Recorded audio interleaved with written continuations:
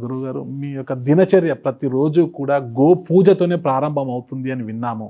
మనము హిందూ ధర్మశాస్త్రం ప్రకారము, హిందూ ధర్మం ప్రకారము గోవుని మనము ఒక దేవతలా పూజిస్తాము. గోవు నుంచి వచ్చే మల మూత్రాలను సైతము మన మలాన్ని సైతం మనము పిడకలు తట్టుకొని ఇంట్లో పిడకలతో పొగ పెడితే బాగుంటుంది.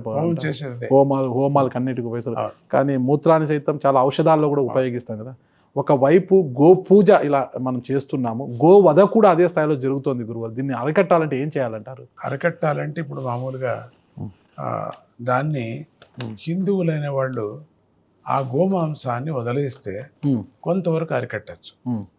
మనం ఆ గోమాంసాన్ని హిందువులు తింటూ గోవధ చేయొద్దండి ఒక తట్టు పూజ, ఒక తట్టు పలహారం చేస్తూ ఎట్లా అవుతుంది? వచ్చే ఇప్పుడు పాముని పూజిస్తున్నాం, పాముని రాయిని పూజిస్తాం, నిజమైన పాము చూస్తే కొడతాం. సో ఆ స్వభావాలు పోవాలి మనకు. అది అట్లా మనం కొట్టకపోతే ఖండితం సాధు ప్రాణి, అది ఏం చేయదు. అది మన కళ్ళు మూసుకొని తొక్కినప్పుడే దానికి భయం, దాన్ని రక్షించుకోవటానికి చేస్తుంది. సో అదేవిధంగా గో మాంసాన్ని మనము విరోధించినప్పుడు గోవు వధ తగ్గిపోతుంది మనకు. కానీ ఎక్కువ మనం వ్యాపారంగా ఎక్కువ తింటున్నారు కదా, ఎక్కువ తినేటువంటి వాళ్ళు, గోమాంసాన్ని తినేటువంటి గోరక్షణ చేయాలా, అంటే ఎట్లా ప్రయోజనం అవుతుంది అది? అందుకని కొంతమంది ఉన్నారు, ఒక క్లాస్ దండిగా ఉన్నారు గోరక్షణ చేయాలనేటువంటి వాళ్ళు. అది కొన్ని దేశాల్లో జరుగుతున్నాయి కూడా, లేదని పూర్తిగా చెప్పొద్దండి. కొన్ని దేశాల్లో దాన్ని ఆర్డర్స్ కూడా వేశారు. గవర్నమెంట్ చాలా సహాయం చేస్తున్నది గోవధ చేయకూడదని. రెండవది, గోవధ చేయొద్దు అని చెప్పిన వాళ్ళు, ఈ 10 మంది కొంచెం డబ్బు ఉండేటువంటి వాళ్ళు ఒక గోశాల, ఈ వృద్ధాశ్రమం లాగానే గోశాల ఒకటి చాలా చోట్ల చేస్తున్నారు. వెళ్ళి దాంట్లో వేసేసి దానికి ఒక పిటికెడు ఒక గడ్డి వేసినా చాలు. అట్లా చేయటం ఒకటి, గోమాంసాన్ని తినకపోవటం ఒకటి, మరి ప్రభుత్వం కూడా దీనికి సహాయం చేయాలనే ఒకటి. ఇవన్నీ చేస్తే అప్పుడు గో వధ అరికట్టచ్చు. ఓకే గురుగారు, మీరు వేద నాదాలు రెండు కళ్ళుగా చూస్తుంటారు. మీరు ఇక్కడ వేద పాఠశాల స్థాపించి ఎంతోమందికి వేదం అందిస్తున్నారు. అలాగే నాద చికిత్స ద్వారా కూడా ఎన్నో రోగాలను కూడా న్యాయం చేసే విధంగా ఇది చేస్తున్నారు. ఎలా గురుగారు అదంతా కూడా, దాని విశిష్టత గురించి చెప్తారు? వేదం సహజంగా వచ్చినటువంటి మా వంశీయులతో సహజంగా వచ్చినటువంటి ఆశ్రమం యొక్క సిస్టమ్ అది. 4 వేదాలు కూడా అన్నీ ఉన్నాయి ఇక్కడ. అందుకని వేదం అన్ని మతస్థుల, త్రిమతస్థుల వాళ్ళ పిల్లలకు కూడా నేర్పడం జరుగుతుంది. రెండవది, ఇప్పుడు ఎక్కువ కాన్సన్ట్రేట్ చేస్తుండేది అర్చకులకి. పురోహితులు ఎక్కడా లేరు పాపం. ఆలయాలు కడతారు, పురోహితులు లేరు, దొరకరు. మంత్రం చెప్పేటువంటి వాళ్ళు దొరకరు. సో దాన్ని నేర్పడానికి కూడా ఏర్పాటు స్మార్త పాఠశాల అని అక్కడక్కడ పెట్టాము కూడా జరుగుతున్నది. అది వేదాన్ని గురించి. ఇక నాదం మళ్ళీ మా అమ్మ నుంచి వచ్చినటువంటి ఒక పర్యం మీరు విన్నారో లేదో, నాదంలో బాగా పంట పండుతుంది, రాగులు బాగా పండుతాయి, వడ్లు బాగా పండుతాయి. రాగం వింటూ తర్వాత ఇంకా మీరు వెనక్కి వెళితే దీపక రాగం వేస్తే దీపాలన్నీ వెలిగాయి. ఒకప్పుడు అన్నీ వెలిగాయి, అవంతకవి వెలిగాయి, నీళ్ళలో వేసింది వెలిగాయి. అంటే ఇప్పుడు మీరు చూపించేదండి, నన్ను అడగకండి. అట్లా ఆ నాదంలో ఉండినటువంటి అద్భుతమైన మహిమ. పంట బాగా పండుతుంది, కాయలు బాగా వస్తాయి.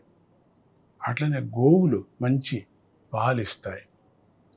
మేత పెట్టాలా, మేత లేక ఊరికే చేస్తానంటే చేయను కాదు. మేత పెడితే మంచి పాలు ఇంకా ఎక్కువ వస్తాయి. అంత నాదంలో అంత ఎనర్జీ ఉంది. ఇప్పుడిప్పుడే సైంటిస్ట్ అంతా కనిపెట్టి మనకు అందిస్తున్నారు కూడా. ఇంకా మంచిది అది. నాదంలో అంత భయంకరమైనటువంటి వైబ్రేషన్తో లోపల ఉండేటువంటి వ్యాధిని నయం చేయొచ్చు అటువంటి శక్తి నాదంలో ఉన్నది.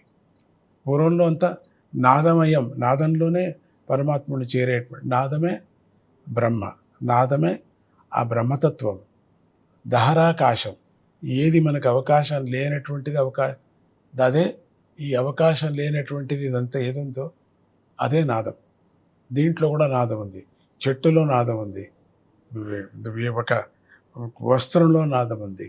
అందుకని ఈరోజు చెట్లకు పెట్టి నాదాన్ని చూస్తున్నాం మేము.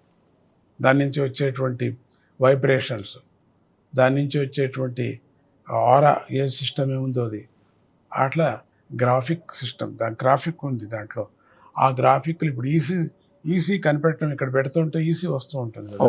వాళ్ళు ఆ గ్రాఫిక్ చూసి చెప్తారు ఎంతెంత పోతుంది, ఎంతెంత వస్తున్నది, ఎంత తగ్గింది, ఎక్కడెక్కడ తగ్గింది, ఏది చిన్నది ఎట్లా ఉంది, పెద్దది ఎట్లా ఉంది కనిపెట్టి హార్ట్ ప్రాబ్లం ఉంది అని ఏదో ఒకటి తీర్మానం చేస్తారు డాక్టర్స్.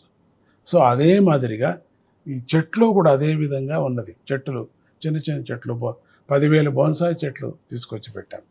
ప్రతి బోన్సాయి చెట్లో కూడా ఒక ఎనర్జీ ఉంది, విశేషమైన ఎనర్జీ, విశేషమైన ఆరో సిస్టమ్, విశేషమైన గ్రాఫిక్స్, దాంట్లో కలర్స్ కూడా ఉన్నాయి.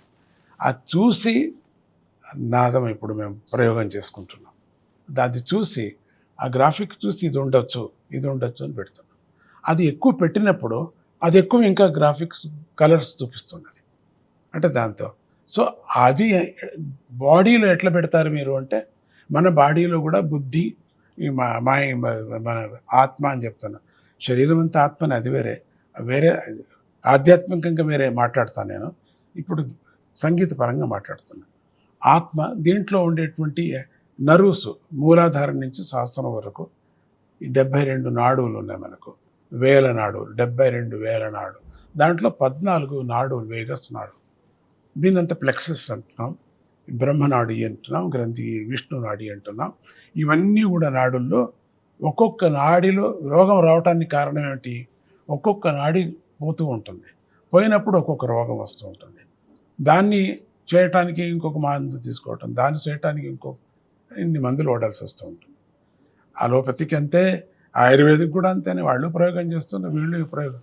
ఒక రోగి మీద ప్రయోగాలే జరుగుతున్నాయి కానీ పూర్తిగా నయమైంది అనే లోపల ఏం చేస్తున్నాడు?